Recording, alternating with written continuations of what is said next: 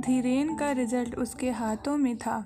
Class में अव्वल आने के लिए जितने मार्क्स चाहिए उतने उसको मिले थे, लेकिन उसके चेहरे से वह खुशी गायब थी जो अव्वल आने पर होती है। उसे समझ में नहीं आ रहा था आर्यन को हराने के बावजूद वह खुश क्यों नहीं हो पा रहा है। आखिर यही तो वह चाहता था।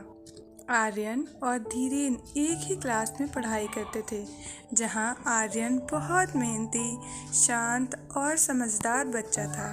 वहीं धीरेन को पढ़ाई में बिल्कुल मन नहीं लगता था। उसे हर वक्त कोई न कोई शरारत सूझती थी। वह हमेशा कुछ न कुछ करके आर्यन को परेशान करता था। उसे लगता था अगर आर्यन को किसी तरह पढ़ाई से दूर रखा जाए और परेशान किया जाए तो वह भी अच्छे नंबर नहीं ला पाएगा और इस तरह वह भी उसकी तरह ही कम नंबर आने वाले लड़कों में शामिल हो जाएगा। अपनी इस शरारती सोच को सच करने के लिए धीरेन आए दिन कुछ न कुछ गड़बड़ियाँ कर आर्यन को मुसीबत में डाल देता। एक बार उसने आर्यन की होमवर्क की हुई नोटबुक उसके बस्ते से निकाल ली ताकि जब टीचर उसके होमवर्क मांगे तो वह असहज हो जाए और उसे डांट खानी पड़े।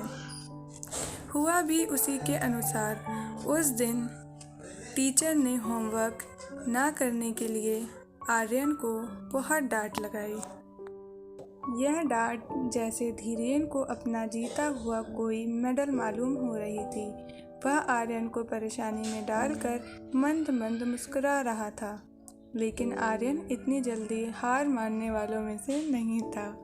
वह तुरंत इस घटना को भूल गया और फिर से अपने अभ्यास में लग गया। लेकिन धीरेन को चैन कहाँ पड़ने वाला था। वह भी लगातार अपनी शरारतें और आर्यन के खिलाफ शैतानियाँ करने से पीछे नहीं हटता था।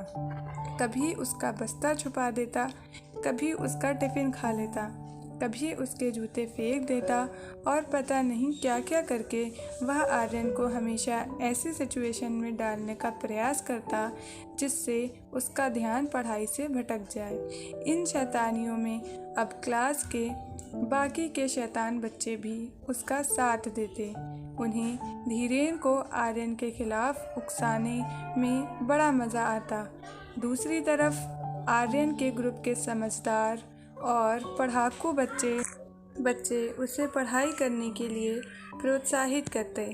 आर्यन इतनी सारी मुसीबतों के बावजूद अपनी पढ़ाई किसी तरह पूरी कर ही लेता और हमेशा अपने क्लास में अव्वल आता। धीरेन के मन में पढ़ाई ना कर पाने के कारण और आर्यन के हमेशा अच्छे नंबर आने के कारण हीन भावना बढ़ने लगी थी। वह कुछ भी करके आर्यन को हराना चाहता था, पीछे छोड़ना चाहता था।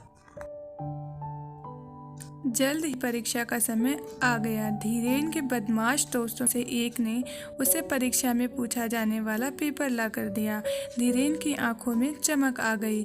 उसने सोचा अब वह आर्यन को ज़रूर पीछे छोड़ देगा और हुआ भी कुछ वैसा ही, क्योंकि वही पेपर परीक्षा में पूछा गया था जिसके उत्तर ज़िले में अच्छे से तैयार कर लिए थे।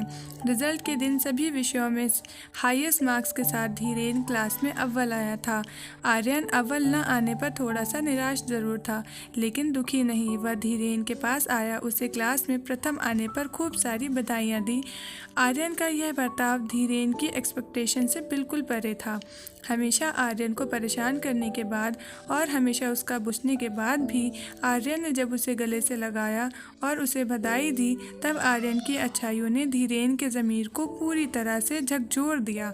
उसे अपना हर वक्त बुरा बर्ताव याद आया जो उसने कभी आर्यन के साथ किया था और अब उसे अंदर ही अंदर उसका पछतावा होने लगा।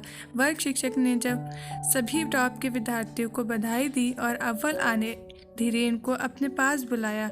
जब शिक्षक उसकी तारीफ करने लगा तो धीरेन बीच में ही उन्हें रोककर बोल पड़ा, सर, दरअसल मैं अव्वल नहीं आया, अव्वल आया है आर्यन, क्योंकि मैंने चीटिंग की थी। पश्चाताप की आग में जल रहे धीरेन ने यह जानते हुए भी कि उसके कबूल करने पर उसे स्कूल से भी निकाला जा सकता है, फिर भी उसने सच्चाई कबूल कर ली। वो अपने किए पर रोने लगा। क्लास के सबसे शरारती लड़के को इस तरह टूटता देख पूरा क्लास शांत हो गया। आर्यन धीरेन के पास आया और उसका हाथ पकड़ के उसे सांत्वना देने लगा। वर्ग के शिक्षक में और बाद में प्रिंसिपल ने भी उसके पछतावे को समझा और उसके दूसरी बार परीक्षा देने का मौका दिया। दोस्तों, छोटी सी यह कहानी हमें सिखाती है कि सच्ची खुशी के लिए सच्चाई का रास्ता भी उतना ही ज़रूरी है। बेईमानी से किसी का हक छीनकर बिना मेहनत के मिलने वाली खुशी सिर्फ नाम की होती है। जब हम मेहनत करके ईमानदारी से जीत हासिल करते हैं और उससे जो खुशी मिलती है वही सच्ची खुशी होती है।